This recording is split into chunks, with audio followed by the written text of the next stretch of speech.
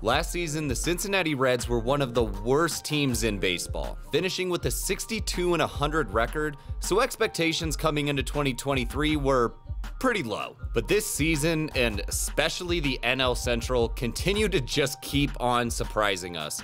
With the Cardinals sitting pretty in last place, we had the Pirates leading this division not that long ago, and now, obviously, we're here to talk about how the Cincinnati Reds are currently in first place. They have a record of 43-38 right now, with a half-game lead over the Brewers for the division crown. But how in the world is a team that no one expected to be good this year, that brought in Will Myers as their big offseason addition and already released him, and right now have 11 players with less than 1 year of service time, leading the NL Central? Well, let's go ahead and start with the offense here, which overall has actually been pretty good so far to start this season. Ranked 7th in runs scored, 10th in OPS, and 9th in WOBA. The Reds have been one of the better offenses to start this year, but as we take a closer look at how they've been hitting, the first thing that we need to talk about is the clear weakness in this offense, and that's been the power. The Reds are 22nd in home runs right now, but this isn't because they struggle to get the ball in the air. They actually have the second highest launch angle in the major leagues right now. The reason they're not hitting a lot of homers is because they just aren't hitting the ball hard enough consistently. They have the second worst exit velo in Major League Baseball right now and the third worst hard hit percentage. So it doesn't really matter how often they're getting the ball in the air if they aren't hitting it hard enough for it to go very far. And this is why we still see their barrel percentage ranked 26th and their homers per fly ball ranked 23rd.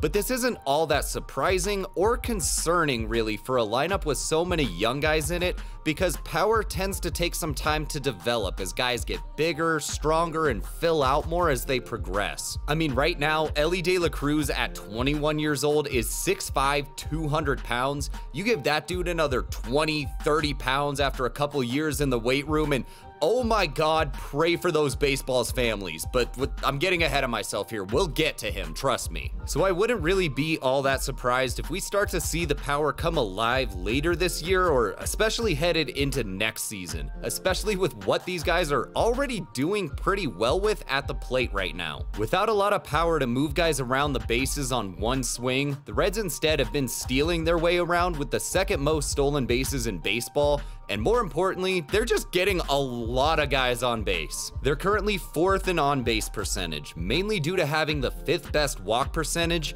and a ton of patience up at the plate. The Reds lineup has been 4th in chase percentage and not only swung at the second fewest pitches in the zone, but swung at the second fewest pitches in general. These guys are going up to the plate and being extremely selective, forcing pitchers to make really good pitches in the strike zone if they're gonna wanna beat them, because these hitters are not going to hurt themselves by chasing something out of the zone or by swinging at something that's tough for them to hit until they absolutely have to. A lineup that's doing a really good job of understanding the strike zone and being patient enough to wait for their pitch or just take a walk if they have to is going to give themselves a great chance to get on base and score runs consistently. Now, this kind of patience is not easy for a lot of young hitters. You want to come up and make an impact right away and prove you belong here.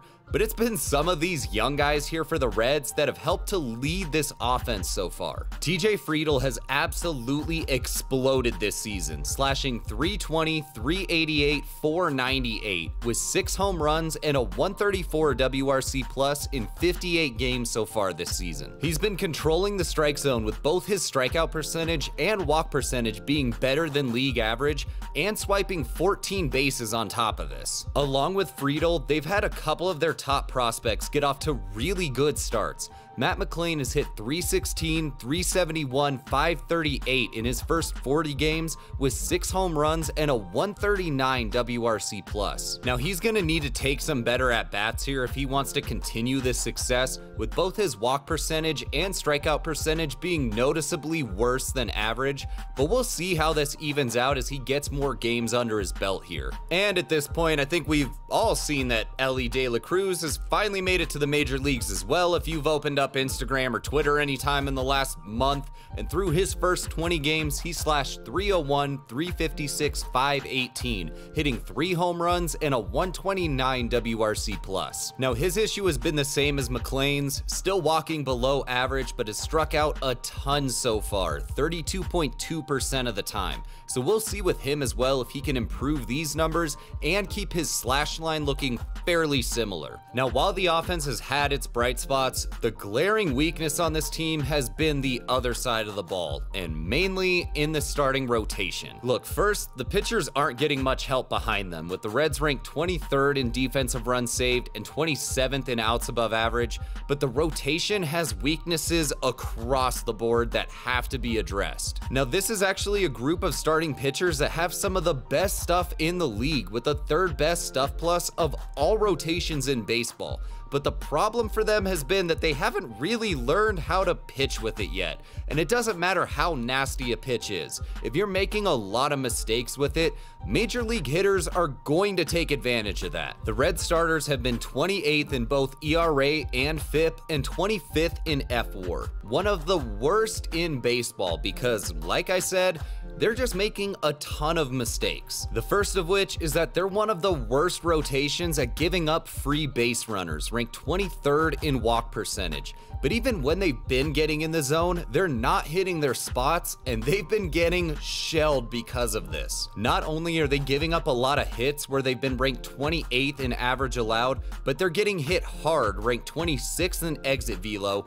and getting taken out of the yard, 28th in homers per 9. So even with this top tier stuff that their starters have, they're not throwing enough tough pitches with it, so hitters can either just sit and wait for a mistake that they can tee off on, or they're simply walking their happy ass down to first without even having to try to hit it. The rotation right now is being led by last year's exciting big rookie Hunter Greene, who has a .393 ERA and a .358 FIP through 73 1/3 innings so far this year. Greene and his absolutely electric stuff have continued to just rack up strikeouts with a 31.4% strikeout rate, but he's still struggling a bit with his 9.7% walk rate and getting barreled 9.3% of the time. So he still needs to live in the zone more and limit the walks, but still be more on the edges of the zone so that he's not getting hit quite so hard. Now this year, the Reds have debuted another exciting rookie starter in Andrew Abbott, who's put up a 1.21 ERA and a .378 FIP in his first 5 starts, going 29 2/3 innings. Despite a 10.4% walk rate, Abbott has only allowed a 155 average against and .91 homers per 9, which have helped him to keep runners off the bases and especially from crossing home plate. Now he's going to even out here a bit and give up a couple more hits, so he's really going to need to cut down on the walks to continue keeping these guys off the base paths. But other than these two, only one other starter with at least 10 innings this year has an ERA under 5.8, so